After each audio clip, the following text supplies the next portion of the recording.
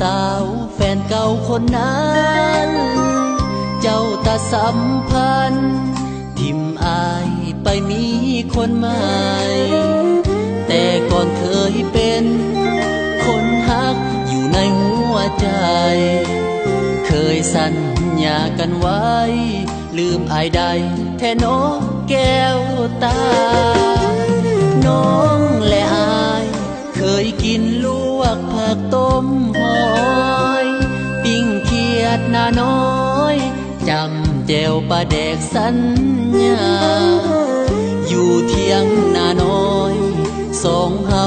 ค่อยๆสบตาน้องบอกหักอายเท่าฟ้าแต่มือนี่นะไปแล้วบ่คืน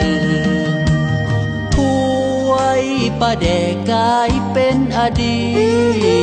ตแต่อายยังคิดอดีตนั้นยังบ่ลืมถ้าหากมือใดเขาเฮ็ดให้น้ำตา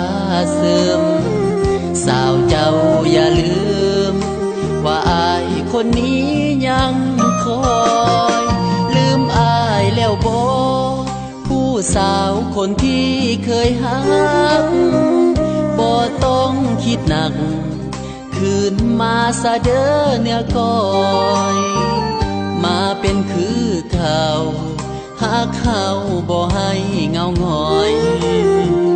ป่าแดงถ้วยน้อยยังคอยน้องมาจำกิน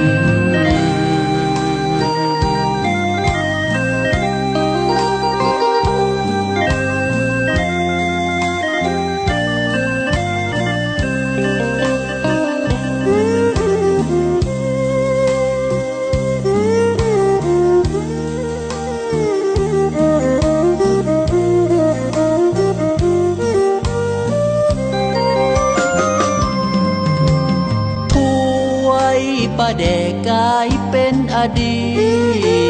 ตแต่อายยังคิดอดีตนั้นยังบ่ลืมถ้าหากมือใดเขาเฮ็ดให้น้ำตาซึมสาวเจ้าอย่าลืมว่าอายคนนี้ยังคอยลืมอายแล้วบ่ผู้สาวคนที่เคยหักบ่ต้องคิดหนักคืนมาซะเด้อเนื้อก้อยมาเป็นคือเขาหากเขาบ่ให้เงาหงอยป่าแดงถ้วยน้อย